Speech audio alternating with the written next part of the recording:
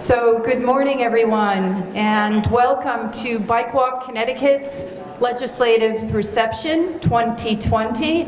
Did you know that it's been 9 years since Bike Walk Connecticut last had a legislative reception? So there have been some bike ped bills that have been passed in the last 9 years, but we're happy to be back, and we hope that we get to do this close to every year again.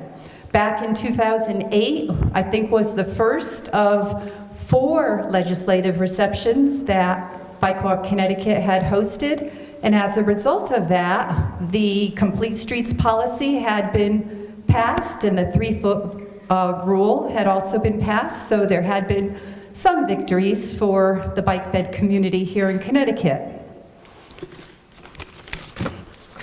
I'd like to start by giving thanks to the legislator who is the sponsor for today's program.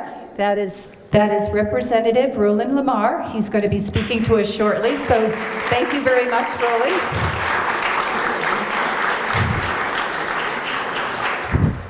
And I also want to mention that there are some legislators represented here in the room. We have Roland, of course, and we'll be hearing him shortly. We also have from South Windsor, Representative Tom Delnicki. Tom, where are you? Thank you for coming. And we also have 2 other legislator offices represented. We have Senator Chris Murphy's office represented with Britt Folds. Britt, where are you? So if you have any communications you want with Chris Murphy, then please see Britt. And then also we have Representative Matt Ritter's office represented, and we have Kimmy Grove here. Where's Kimmy? So Kimmy's sitting right behind Brett. So thank you very much, and we're hopeful that other legislators, we know they're busy, but we're hopeful that they will stop in, if not for a short few minutes. So each of our legislators today, and you can too, of course, because there's plenty of copies, will receive 3 documents. One is a poster that talks about all of the benefits that biking and walking provides to our state, so be sure to pick up a copy of that. Secondly is the priorities and a summary of the priorities that we're addressing here today. They include a number of bills that we're interested in getting both proposed and passed today, not today, that would be nice, but in 2020.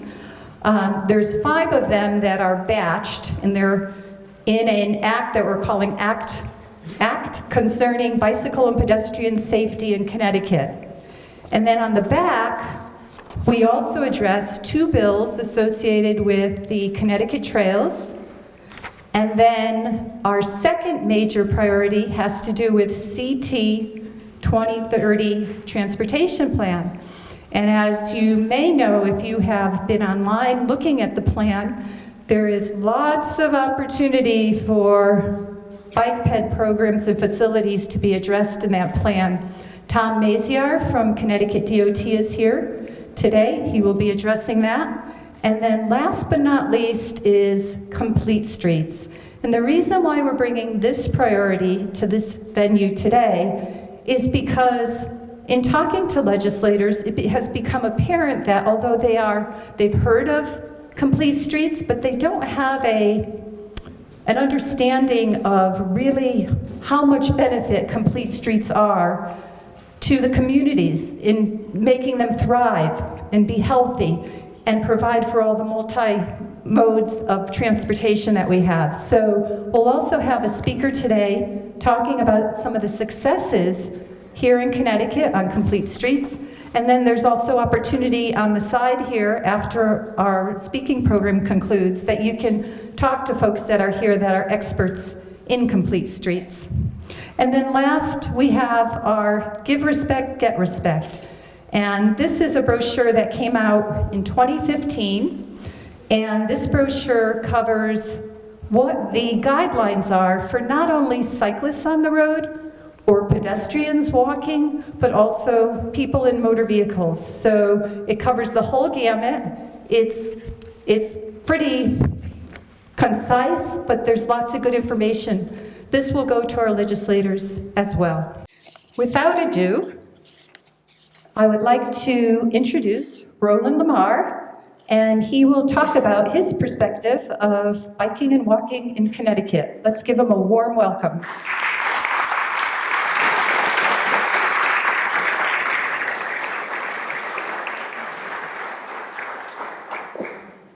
I've been elected long enough to know that one of the least valuable parts of any legislative reception is listening to legislators. And it's much better if I'm listening to you and you're having a chance to communicate with each other. So I'm going to keep mine relatively quick, but I think to the point. I started off as an alderman, a city planner actually, in the city of New Haven, when the idea of a bike lane on our most heavily traversed roadway was controversial. We talked about complete streets a few years after that, and we became the first city in the Eastern Seaboard to develop a complete streets ordinance, and it was remarkably controversial at that time. We talked about 3-foot laws. We talked about coming up to the Capitol and fighting for a state complete street law. We talked about dedicated cycle lanes and protected bicycle lanes and cycle tracks throughout our cities, and it's always met with an idea of, what are you guys doing? Like, what is this for? Why is this important? Almost every single time I've had to have those conversations, this organization, Bike Walk Connecticut, and its affiliates have been by my side, been at my back, helping to educate legislators, helping to educate me. And so I thank all of you, first and foremost. Legislators get a lot of credit for bills that get passed up here. The reality is there's no chance of that happening if there isn't a network behind every one of those bills and those issues. And you've been there on some hard issues. So I thank you for that.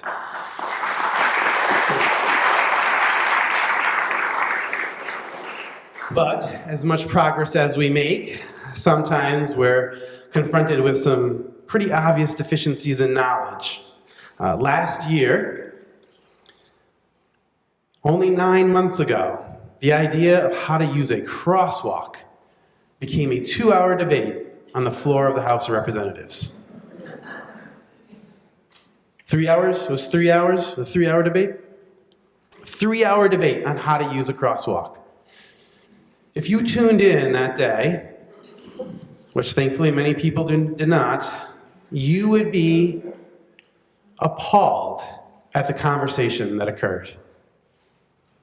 Now, currently in the state of Connecticut, as many of you know, you have to physically walk into the crosswalk to trigger a car yielding for you. You physically have to step yourself into a dangerous situation, and then the car should yield. Now, 5'11", 200 and some pounds. I step into the crosswalk. Generally, people see me. I'm physically able, I'm physically mobile. I can pop back if the person doesn't slow down. Got a lot of advantages on my side in a lot of scenarios when I'm trying to cross the road. Still only 43 years old, can move relatively quickly, no physical limitations on my part. That's not true for the overwhelming majority of people walking in our cities. The overwhelming majority of people trying to walk across the street do not share so many of the advantages that I do. The idea that a person with a stroller trying to cross the road has to physically put themselves in harm's way should be appalling. That's not the case. It's not like everywhere else does that. Come on, Connecticut, it's not that bad. Most other states, you step to the curb, the car has got to stop. So I try to make this case on the floor of the House of Representatives. I literally had a representative say, walk me through this. I don't understand how this works. How does a crosswalk work? There's only one in my town, and I've never seen anyone at it. What am I supposed to do? They made me physically demonstrate for almost 2.5 hours, 3 hours, how to physically walk into a crosswalk. This is the Connecticut House of Representatives in 2019. So we've had some victories, but we've got a long way to go. Funding priorities have got to encourage rail, transit, bus, bike, and ped.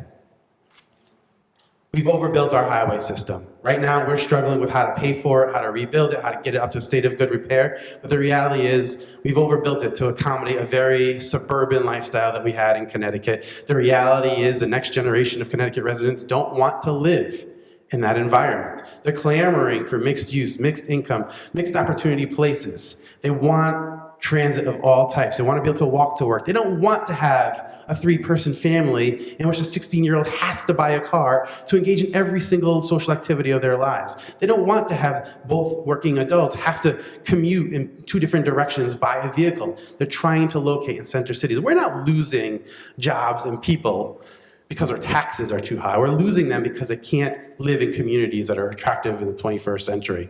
Bike, ped, transit investments are the key to building those communities.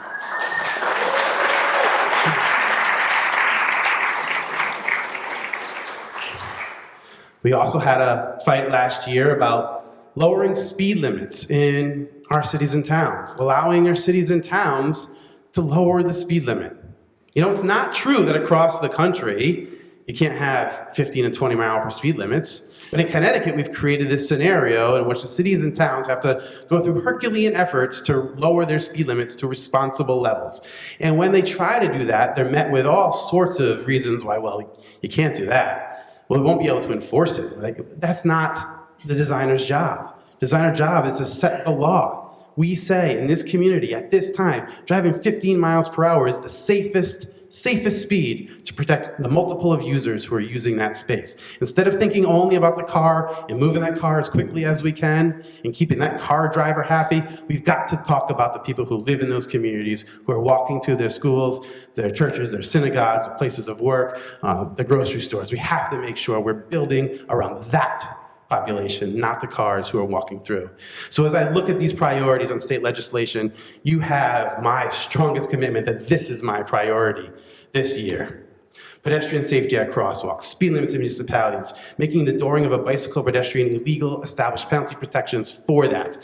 Penalties for distracted driving when violation results in a motor vehicle accident. We need to turn distracted driving into this century's version of drunk driving.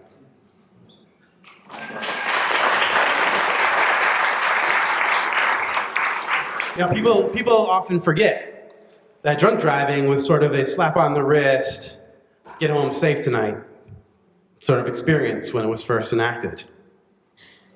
Cops would pull people over, they'd be issued warnings, slap on the back, get home safe tonight.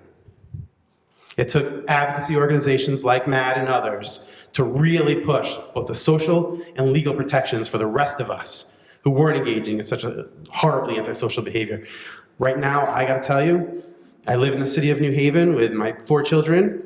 I am much more terrified of the person at 5 p.m. looking at their cell phone or playing with their navigational equipment than I am the person at 12 o'clock at night who had 2 drinks at the local restaurant. They're both awful. They both should be treated the same. We should both have the same anti-social understanding of that behavior.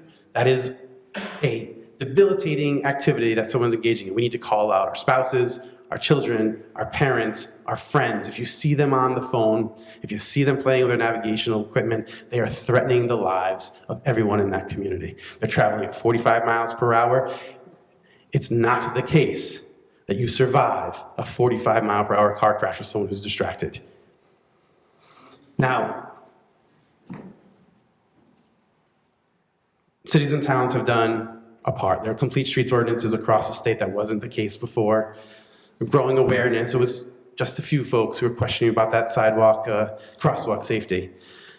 But we have a number of state roads through our towns that for years were used as the primary arterial roads in and out of our cities. They're designed for moving cars as quickly as possible. In the last 2 weeks, I've had 3 deaths on New Haven public streets. In one of the most pedestrian safe, bicycle safe places in Connecticut, the place we think about when we think about pedestrian safety and bicycle safety.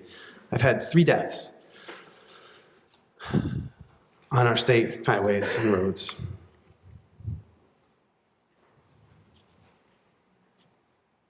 We knew those roads were dangerous. We know they're dangerous. We know they're dangerous yesterday. We knew they were dangerous a year ago. We knew they were dangerous 5 years ago. I know they're dangerous tonight. I know they're dangerous tomorrow. I know when I step out of New Haven, I see it happen on Route 9. I see it happen across our state. It's not just a Connecticut issue, it's happening across the country. Distracted driving, heavier vehicles, higher rates of speed, pedestrian fatalities are up everywhere. But we're here. We're in Connecticut. These are our neighbors. These are our towns. And as a state, these are my roads. It will be a priority for me this year to engage in a long overdue, much needed, necessary review of every state road in the state of Connecticut to determine what we can accomplish to ensure our pedestrians are safe. It cannot be accepted anytime we're aware I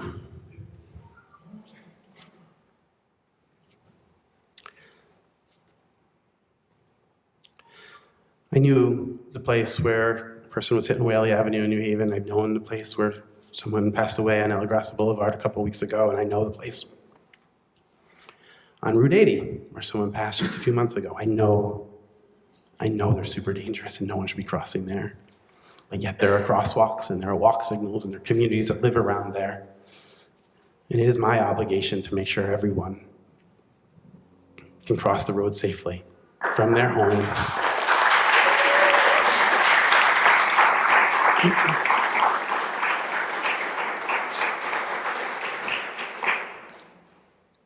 If it happens tomorrow, it's partly my fault too.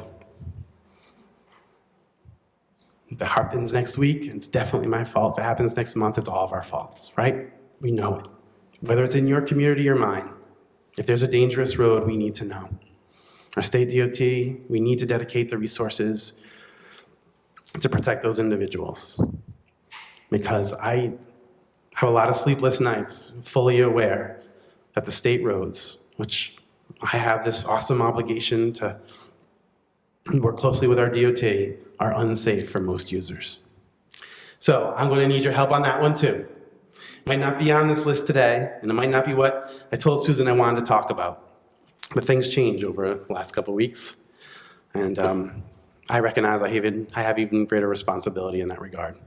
So please challenge me, challenge your legislators, show up for every one of these things, fill out those forms. My committee clerk, Phil Maniero, and I are going to walk that form to every single member of the Transportation Committee. I'm going to hand it to them and tell them this is the priority for this year.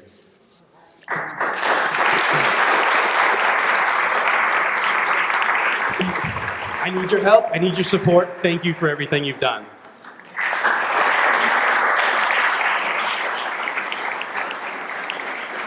So we're really fortunate to have Representative Lamar, not only as an advocate for the bike ped community and multimodal transportation, but also as co-chair of the Transportation Committee, hoping that he's got a little more oomph than a few others to get safe laws passed and complete streets implemented.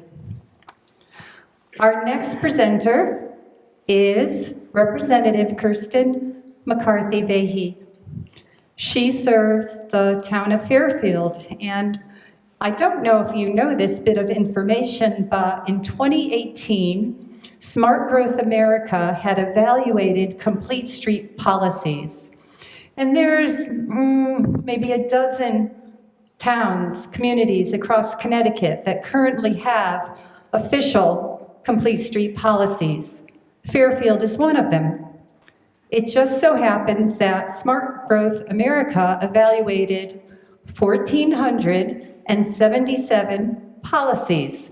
And when they did so, they racked and stacked them, and they selected the top 10.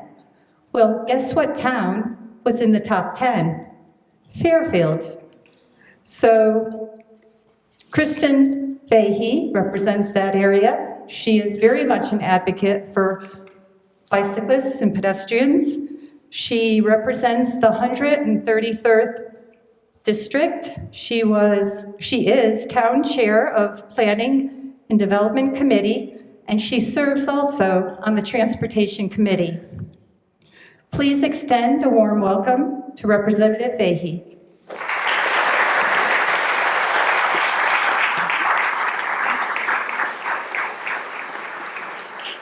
It is so wonderful to be here with all of you, and a real honor to be here with Representative Lamar. And I think you all can see the kind of passion that he brings to this work. I see Doug Houselotten in the back there. Some of you may know that with Representative Lamar's leadership, my very first session, and Senator Beth Bai, how many remember Senator Bai is a great advocate for bike and pedestrian issues? Yes, clap. Let's clap for Beth Bai. Doug and I rode our bicycles together up here to the Capitol to help pass the bill.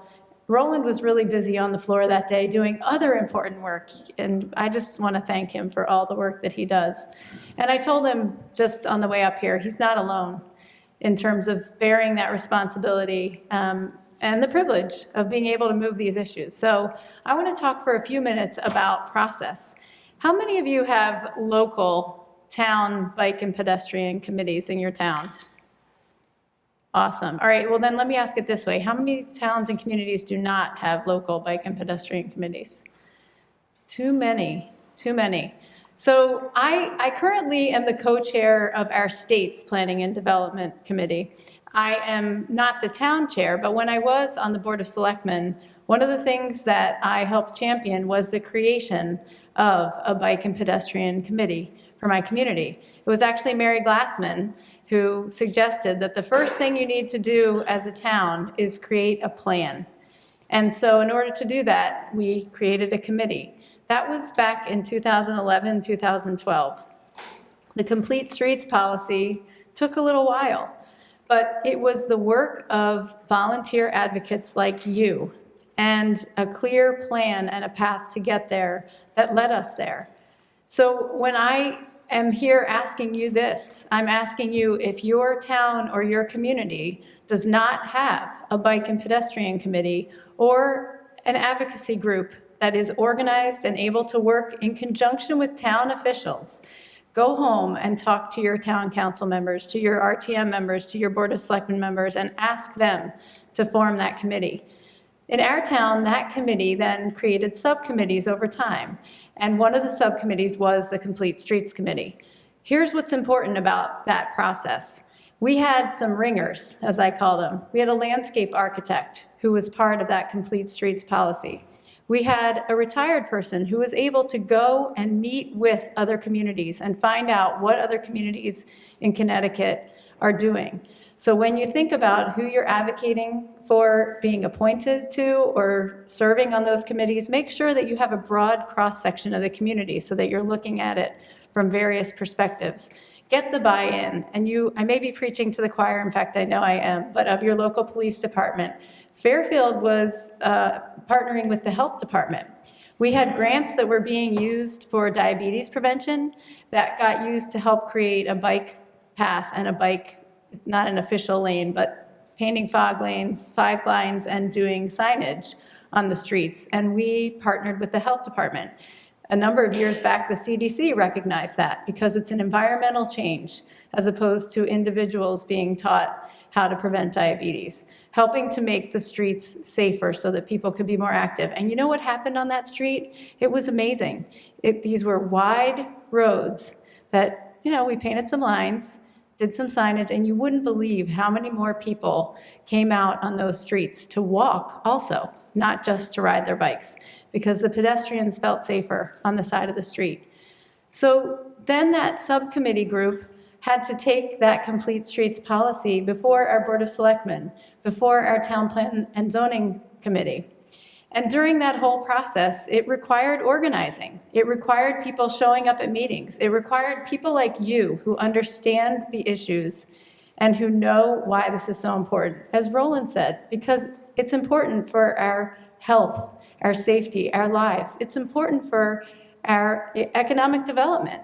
We know that walkability scores help increase property values. It's important for our environment. I tell people all the time, sometimes back in the day, before it was, as talked about in terms of creating walkable communities, people would kind of make fun of me, right? Is this really the political issue that you want to be so known for?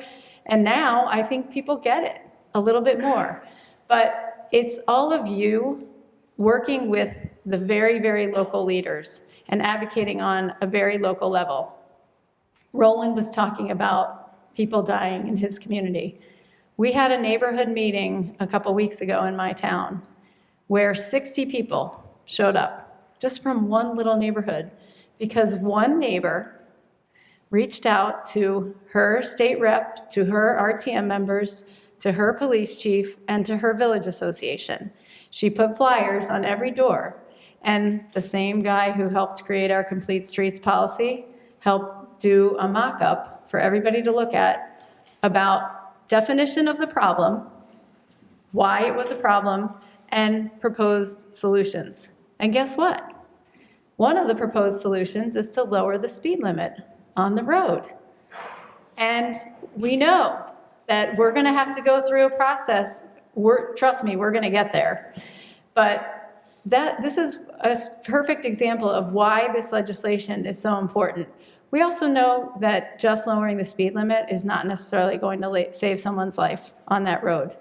It is creating physical infrastructure, and that means investing dollars to allow us to do so.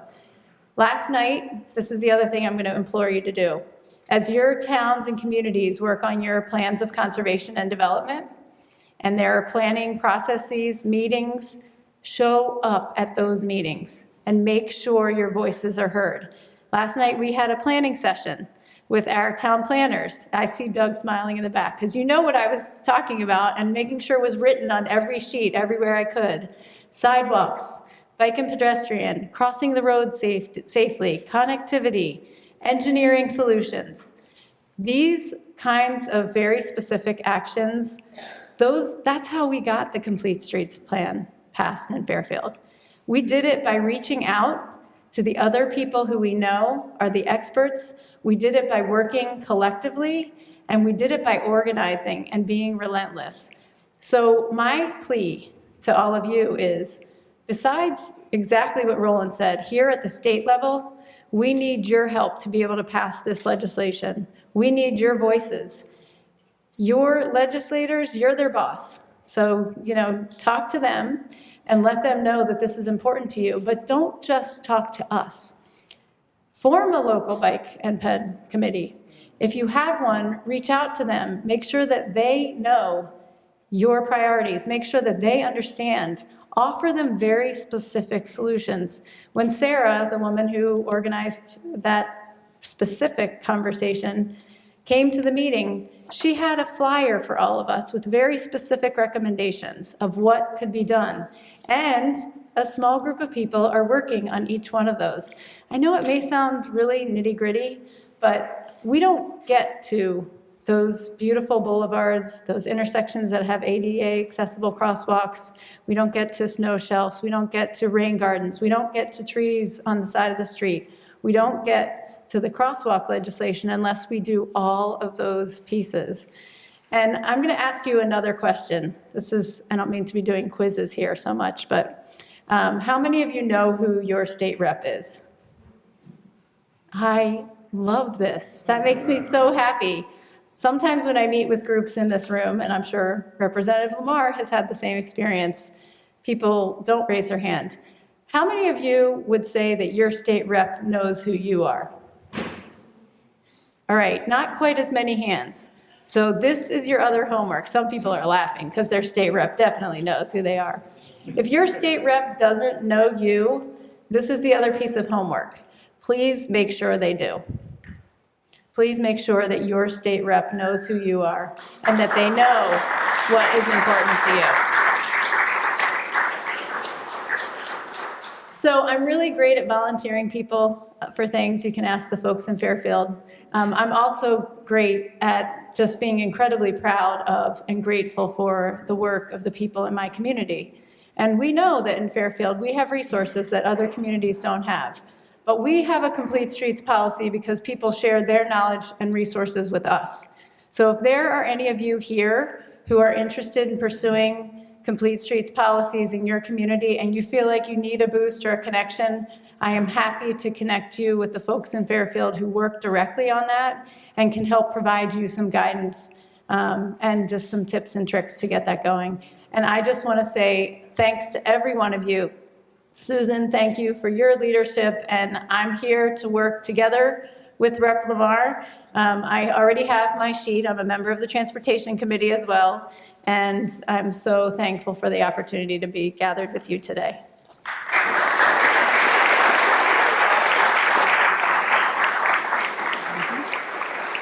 Thank you, Representative Fahey. And I see that we have another representative that had joined us today, and that is Matt Lesser from Middletown, here between Roland and Representative Fahey. So we have two more speakers. Our next speaker is from the Connecticut DOT. He is Tom Maziarz, and Tom is going to talk about the Connecticut 2030 Transportation Plan. And we are urging for that plan to be revised to include more bike ped facilities and programs. I just mentioned who Tom is. He's Chief of Policy and Planning at the Connecticut DOT. As Bureau Chief for Planning, he's responsible for overseeing Connecticut DOT's planning programs. These include State Strategic Transportation Plan, Active Transportation, Transit-Oriented Development, otherwise known as TOD, Environmental Planning and Permits, Roadway Inventory, Traffic Data Records, and others. Lots of things. He played a key role in shaping many of the department's policies regarding complete streets, bike and ped facilities, multi-use trail funding, and creation of the Community Connectivity Program. Please extend a warm welcome to Tom Maziarz.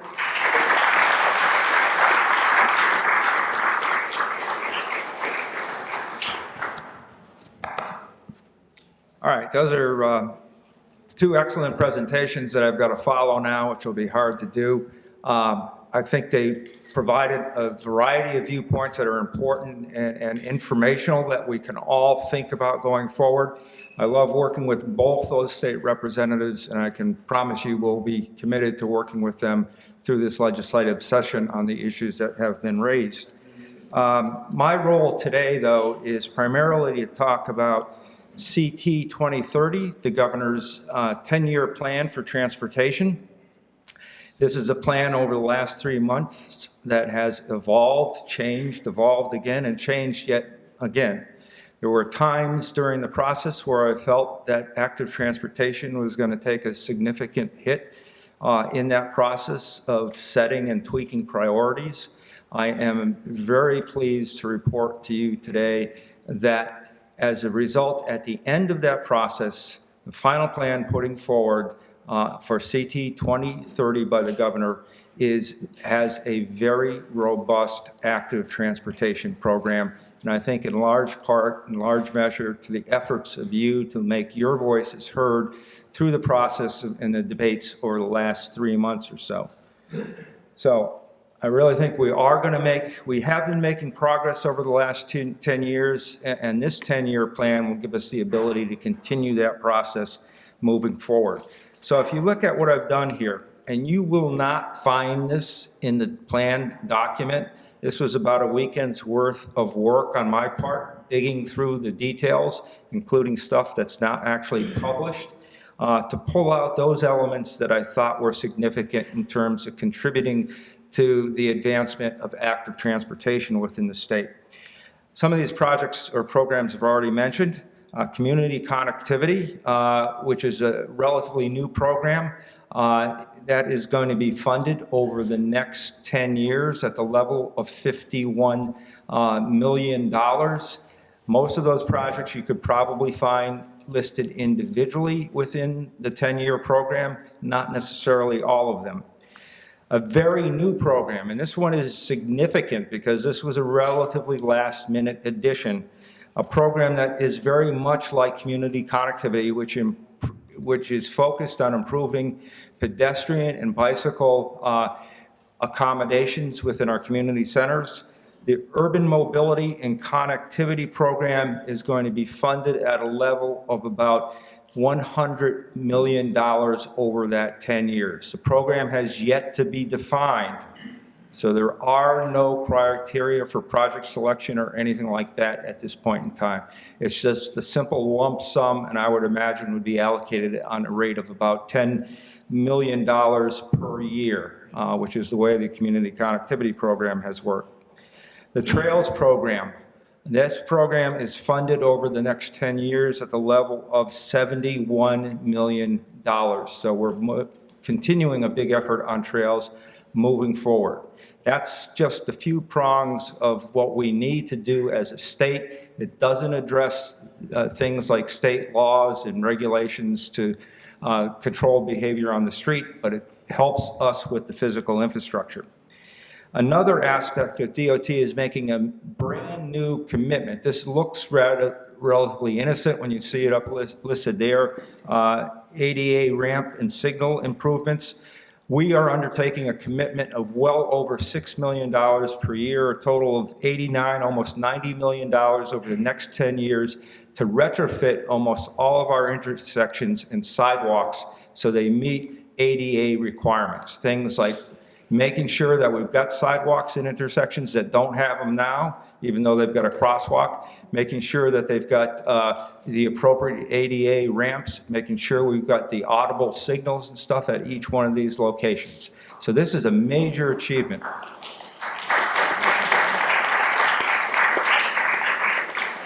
And for those of you who have been struggling to find any evidence of active transportation projects in the plan, you won't find the next group of projects at all. 27, almost $28 million. Each one of these projects is an active transportation project, but it's hidden in a larger category called small projects. Gives you no clue as to what's in there, but of the $75 million that's in the small project category, meaning they're less than $5 million, and if you think about it, how many of the bike ped projects tend to be those smaller projects less than $5 million? They're in there, and there's about 24 projects in that list. We eventually will get that list out to the public, but they total to almost $28 million over the 10 years of the program. That gives you a total of exclusively active transportation projects of about $340 million over the next 10 years. $340 million over the next 10 years. That's a major commitment on the part of the governor going forward. There are also a couple of other projects here that I want to draw to your attention. Roundabouts, we've got projects that don't even show up in there, but these few roundabouts actually were large enough to be called out separately. I'm assuming at this point about 15% of the cost of a roundabout is dedicated to active transportation aspects. Is this still working? Yeah. Okay. Sounded like the volume dropped. Okay. And then the lot SIP project program is in there as well. That's funded at $110 million over the next 10 years. This is very significant. It's all funding that goes to the municipalities.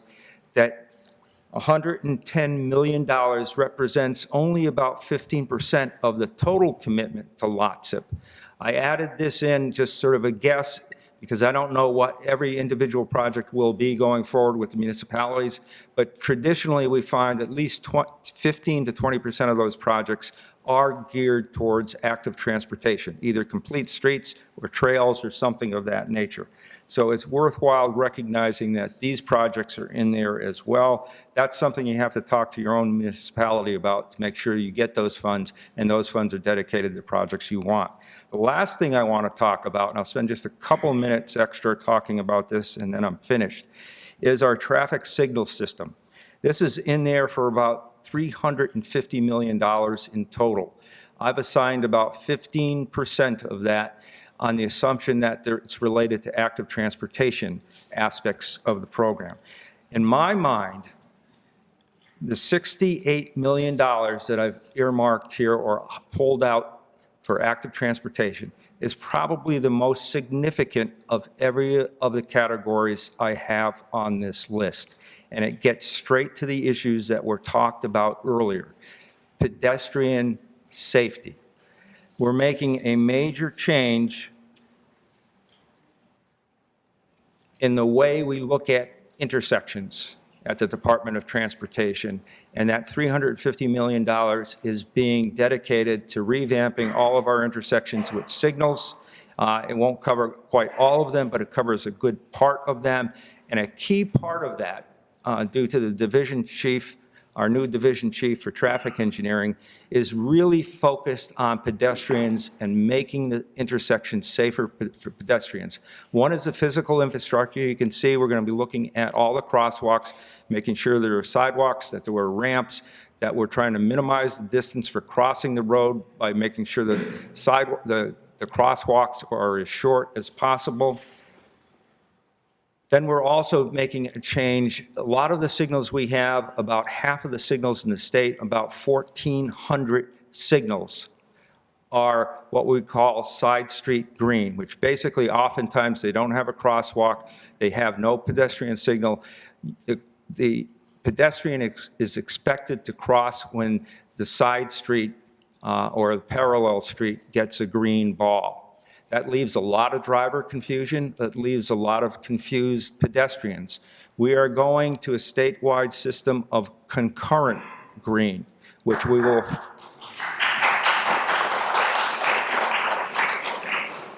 formalize that system with all the appropriate crosswalk markings, with all the pedestrian push buttons, with the pedestrian signal heads, so the drivers and the pedestrian will both know when it's time for them to cross and who has the right-of-way.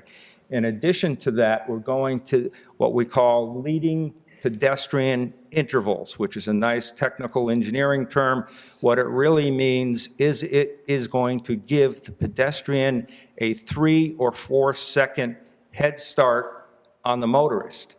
They'll be able to, and we talked about this earlier, they will be able to step into the street and had a 3 or 4 second advance on green before the side street motorist gets the green ball. So there'll be no more confusion between the driver and the pedestrian as to who has the right-of-way. It'll be very clear. We find that this is one of our most predominant types of accidents, the right turn on red type of thing, where the driver's looking left and turning right and the pedestrian's stepping into the street. This is going to, be very effective. It's a proven effective method across the nation. And with that, I'll turn it back to Susan.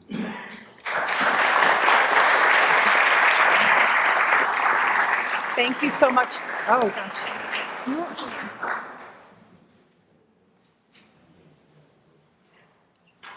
We called IT. We're still waiting for them. Is this working? Yes. Ah, okay. So there's one more presenter today, one more speaker.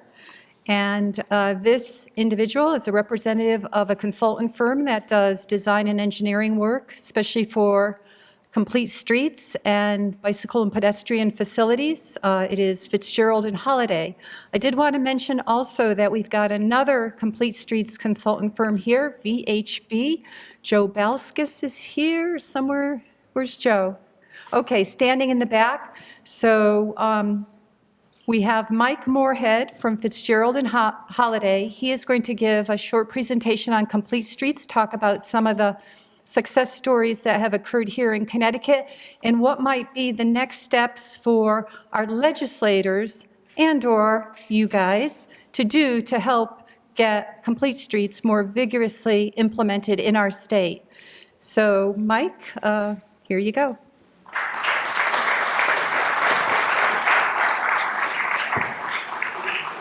Thank you, Susan. Okay, I'll speak up because I guess this isn't working. Again, Mike Morehouse with FHI. We're located right here, are headquartered in Hartford, right across the park on Asylum Street. And a lot of the examples I'm going to show you today are projects that we've gotten implemented. And Susan had asked me, what's been happening around the state? Can you give us some good examples? We, of course, aren't the only firm doing this kind of work. Of course, Joe's firm, VHB, and many others all believe, our industry believes this is really the way forward to making our communities stronger and safer. So just really quickly, why complete streets? I mean, I know many of you here are advocates for complete streets, and this is a little bit like preaching to the choir, but I think a 2-minute primer is appropriate. We've heard from previous speakers that there is a rising trend for complete streets. This is something that many people want. We're losing population to other cities, other places that are walkable and livable. And complete streets go a long way to making our towns and cities more approachable, more livable. We also know that the last several decades of design has largely, didn't represent really a large part of our population. In 5 years, about 20% of our population nationwide are going to be over the age of 65. Prime candidates for people who want to maintain active mobility and not necessarily use a car. And of course, our children very much rely, I know growing up myself, it was always on a bike. You don't see that so much anymore. And we have a rising obesity epidemic and a lot of other associated illnesses with obesity. So complete streets are also for our children. And of course, we many times unfairly forget that about 20% of our population has some form of a disability. And current design practices often don't pay enough attention to the details, like Tom just talked about with ADA accessibility and just all kinds of other impediments that those people with disabilities constantly face. When we looked in the capital region, and we did this a couple of years ago, but I think it's an interesting illustration that most trips are indeed short trips. Less than 1 mile, about 12% of all trip making is less than a mile. About 40% is less than 3 miles, and about over half is less than 5 miles. Now, these are trips that are well within striking distance of a walking trip or a bike or certainly a bus trip. Yet we have about 80% of people driving. Okay, so why is this? Well, we've got, again, several decades of conventional design practices that have mostly focused on making the automobile extremely efficient and have not provided the complementary types of accommodations for many of these other users. So this is really important that we advance complete streets for this reason, because every trip starts and ends with a walk. Okay, I don't care how you get to where you have to go, you're usually walking some portion of your trip. We looked at bus stops around the region as well, and many of the bus stops that are very highly productive bus stops are in locations that are completely car dependent or only somewhat walkable according to Walk Score. So you get off the bus, but your destinations aren't linked effectively with good sidewalks and other good, strong pedestrian-oriented improvements. We know pedestrian crashes are increasing year over year over year. We keep losing more people to pedestrian crashes, similarly with bicycling. Bicycling was always, for many years, sort of looked at, oh, it's a recreational activity, but it's a real transportation utility. And we need to provide accommodations for cyclists, safe protection for cyclists, just like we would for cars or any other mode of transportation. So what have we been doing? Well, I have to do a shout out to Capital Region Council of Governments. They just adopted the first regional policy in the state of Connecticut, a really, really bold move.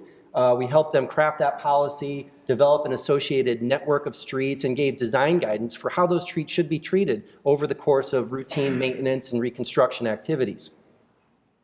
But how do you take the policy to action? How do you really get these things out in the street? Well, Tom just showed you a bunch of programs that we have found that have been very instrumental in terms of getting things done.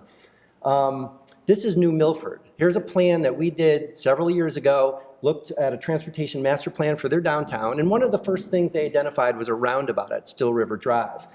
This roundabout, we used LOTSIP, Local Town Capital Improvement Program funds, which is on the current Plan 2030. To advance this, they got additional money, was designed and built. This is on the ground today, working very well. We're doing similar things in New Milford with other elements of that plan we did. And this is not too far from the roundabout, but connecting a trail that links to a state park, providing a safe pedestrian crossing across the road, slowing vehicular travel. I know there's some people from New Milford here today, and we're right in the process now of submitting this to CONDOT to get some additional funding. Brookfield took a slightly different approach. This was several years ago. We got STEEP, I think a small town economic assistance program, but we were able to take a look at a portion of highway that, well, was formerly it was a state road that used to be a highway, got bypassed by Route 7 Expressway and was sort of left behind, remnants of old 1960s sort of wide urban infrastructure, wide intersections, and the town really wanted to do something different. Right now, currently dominated with sort of auto-oriented uses, gas stations, tire repair stores, maintenance facilities, and so forth. But we gave them a vision for what it could be. And this is what it was like in 2014. They got additional funding because we gave them a good plan. They started building out sidewalks. They started building out on-street parking, parallel parking on a state highway. The DOT worked with us. They typically don't like these kind of things, but they understood the context, and they allowed this to happen. We tightened up the intersection radiuses. We shortened crosswalks, and the development is starting to follow. New housing, new retail. This is going to infill, and this is going to be basically a second town center for Brookfield. The streetscape is starting to really transform. And it's really great to see this kind of progress happen in what's relatively a short amount of time. Stanford, same thing. We've continued to work over the years with Stanford, did a plan for their West Side neighborhood. And then this image on the far left here is we applied for a community connectivity grant, which again is still in the proposed plan, the governor's plan. That was something they got the maximum award of $400,000 to design and construct this. And this, again, making a place where a very active bus stop is located, lots of pedestrian crossings.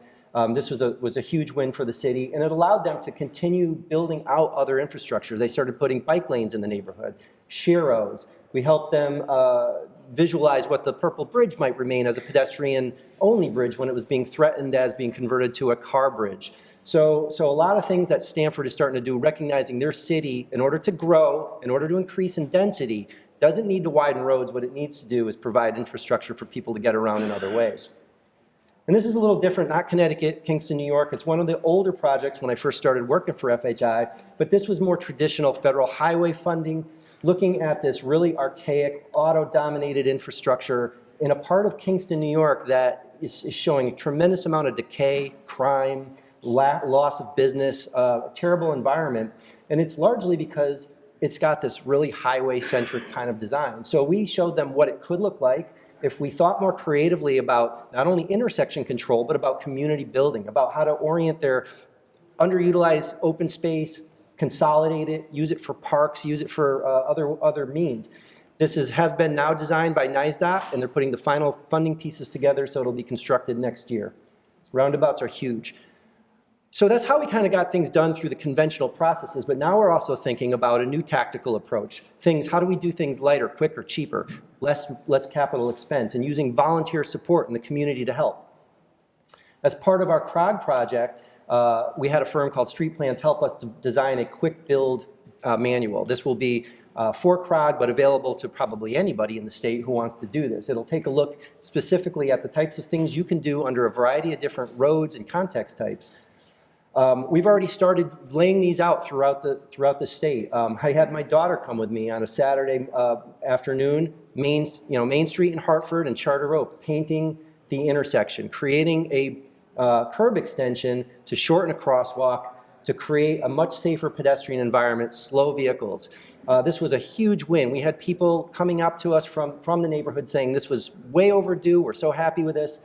I saw the Hartford Current recently said this is the safest intersection in the city, and the city is looking to potentially move to make this a permanent thing.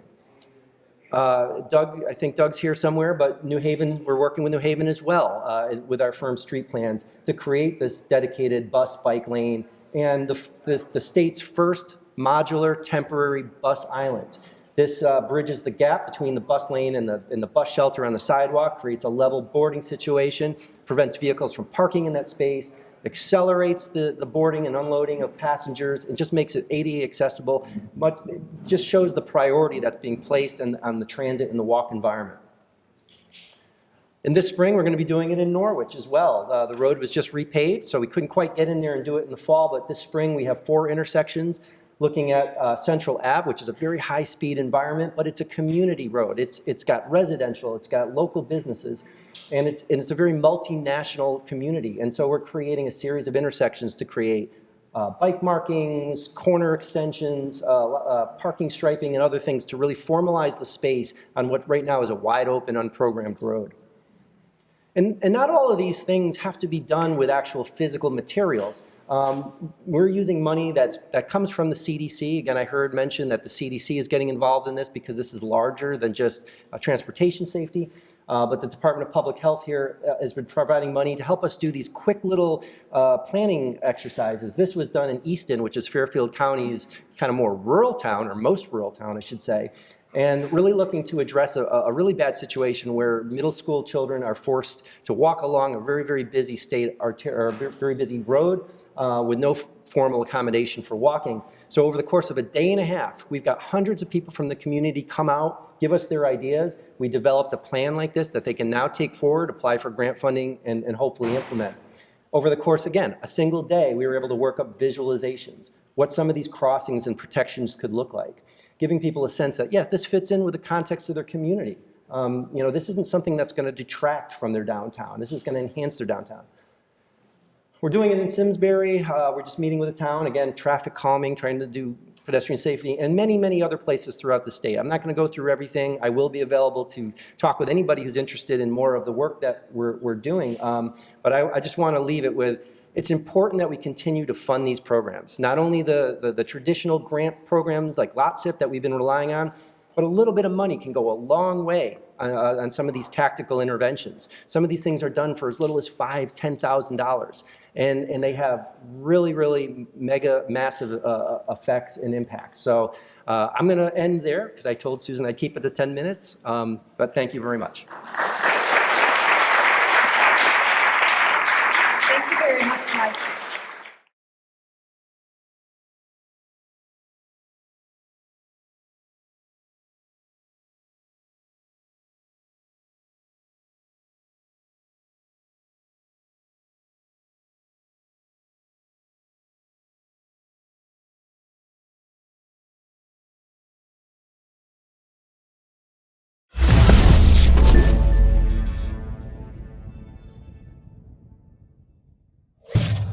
Funding for Simsbury Community Television is provided in part by contributions from viewers like you. Thank you.